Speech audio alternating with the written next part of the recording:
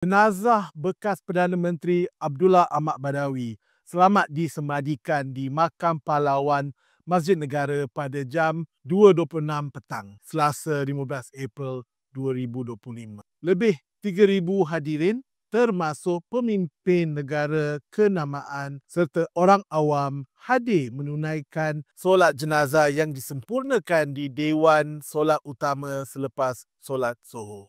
Turut hadir ialah Perdana Menteri Anwar Ibrahim, bekas Perdana Menteri Singapura Lee Hsien Loong serta bekas Perdana Menteri Najib Razak yang diberikan kebenaran khas oleh Jabatan Penjara untuk menghadiri majlis tersebut. Taklah, Perdana Menteri Malaysia kelima telah menerajui pentadbiran negara dari tahun 2003 sehingga 2009.